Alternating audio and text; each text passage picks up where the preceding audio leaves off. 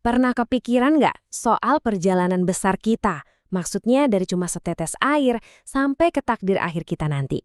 Nah, surah As-Sajdah atau yang artinya sujud itu bakal membawa kita menyusuri perjalanan epik itu. Kita mulai dari penciptaan alam semesta dan manusia, terus masuk ke pertanyaan paling mendasar soal kehidupan setelah mati, dan puncaknya hari di mana semuanya akan diadili. Oke, jadi ini nih peta perjalanan kita. Pertama, kita bakal lihat fondasinya dulu. Kenapa sih teks ini diklaim sebagai wahyu yang nggak ada duanya? Terus kita akan cari buktinya, baik di alam semesta maupun di dalam diri kita sendiri. Nah, dari situ kita bakal berhadapan sama pertanyaan terbesar dalam hidup. Emangnya ada apa setelah kita mati? Pertanyaan ini yang nantinya membawa kita ke sebuah persimpangan. Dua jalan, dua takdir yang beda banget. Sampai akhirnya kita tiba di tujuan terakhir, hari penghakiman. Oke, kita mulai aja ya. Jadi, sebelum kita bahas isinya lebih dalam, teks ini melakukan satu hal yang krusial banget.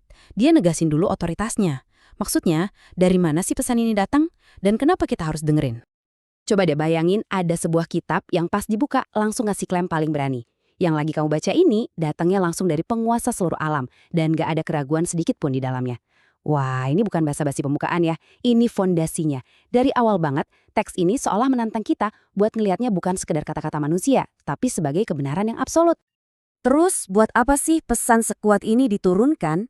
Nah, tujuannya itu jelas banget, untuk jadi semacam lentera di tengah kegelapan. Pesan ini hadir sebagai peringatan sekaligus panduan, khususnya buat mereka yang mungkin belum pernah dapat petunjuk sebelumnya, supaya mereka bisa menemukan jalan yang benar. Nah, klaim sebesar itu pastinya butuh bukti yang sepadan juga kan?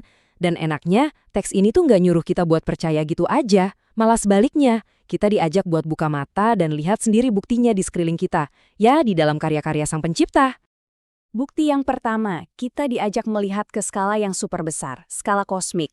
Langit, bumi, dan semua yang ada di antara keduanya, itu semua diciptakan dalam 6 masa.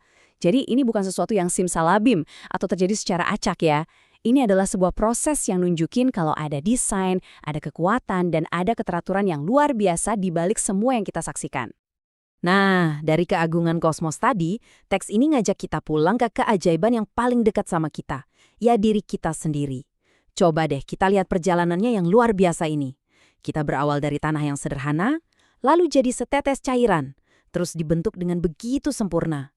Nggak cuma itu, ditiupkan roh ke dalamnya, dan dikasih alat-alat canggih, pendengaran, penglihatan, dan hati, supaya kita bisa memahami dan merasakan dunia. Tapi, disinilah letak ironi terbesarnya. Kita udah dikasih semua anugerah yang luar biasa ini, kemampuan buat melihat, mendengar, dan merasakan. Tapi teks ini nunjukin sebuah kenyataan yang pahit. Betapa sedikitnya dari kita yang benar-benar berhenti sejenak buat bersyukur. Nah, pengamatan tadi itu langsung membawa kita ke konflik utama dalam cerita ini, yaitu keraguan manusia soal kehidupan setelah kematian. Dan isu inilah yang jadi poros atau pusat dari semua argumen yang akan kita lihat selanjutnya. Jadi, dari kurangnya rasa syukur tadi, lahirlah keraguan. Pertanyaan di benak mereka tuh kira-kira begini. Nanti kalau kita udah mati, udah hancur lebur jadi tanah, emangnya beneran kita bakal diciptain lagi dari awal? Ini pertanyaan yang udah ada dari zaman dulu banget kan? Muncul dari ketakutan kita akan ketiadaan, akan selesai begitu saja. Jadi, ujung-ujungnya semua itu bermuara ke satu konsep ini, kebangkitan. Menurut teks ini, disinilah letak garis pemisahnya. Percaya atau nggak percaya kalau kematian itu bukan akhir dari segalanya, nah pilihan itulah yang bakal menentukan semuanya. Lalu gimana jawaban teks ini soal keraguan tadi? Wah, jawabannya tegas banget, nggak ada kompromi. Dikatakan dengan jelas bahwa malaikat maut itu ditugaskan untuk setiap dari kita, dan setelah tugasnya selesai, kita semua akan dikembalikan kepada Tuhan. Jadi kematian itu bukan akhir, tapi cuma sebuah transisi. Nah, dari jawaban tadi, secara alami kita langsung masuk ke konsekuensinya. Logikanya kan, kalau memang ada kehidupan setelah mati, berarti semua pilihan hidup kita di sini punya bobot yang abadi kan? Makanya, teks ini kemudian ngegambarin dua jalan yang sangat berbeda, dengan dua takdir yang udah menanti di ujungnya. Teks ini langsung ngasih pertanyaan retoris yang tajam banget. Emangnya sama orang yang beriman dengan orang yang fasik atau durhaka? Jawabannya, ya jelas, mereka itu nggak sama. Ini pernyataan yang tegas banget kalau di mata Sang Pencipta, pilihan dan perbuatan kita itu menciptakan perbedaan yang sangat mendasar. Terus, gimana sih wujud keimanan itu dalam tindakan nyata? Menurut teks ini, keimanan itu terlihat seperti kerendahan hati saat kita bersujud. Terdengar seperti pujian kepada Tuhan yang diucapkan tanpa ada kesombongan. Terasa seperti doa yang dipanjatkan dengan campuran rasa takut dan harapan. Dan tampak seperti tangan yang ringan memberi dari apa yang sudah dianugerahkan kepadanya. Dan inilah dua takdir akhir yang kontrasnya luar biasa.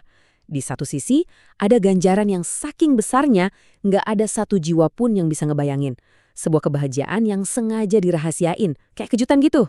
Nah, di sisi lain, ada tempat tinggal yang penuh siksa, api, di mana setiap kali mereka mencoba kabur, mereka bakal ditarik lagi ke dalam.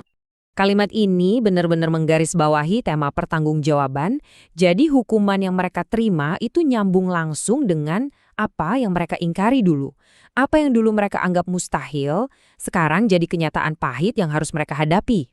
Oke, sekarang kita sampai di bagian akhir dari perjalanan kita nih. Di bagian ini, kita seolah diajak kembali ke dunia nyata untuk melihat tanda-tanda terakhir sebelum akhirnya kita berhadapan dengan kepastian hari perhitungan itu.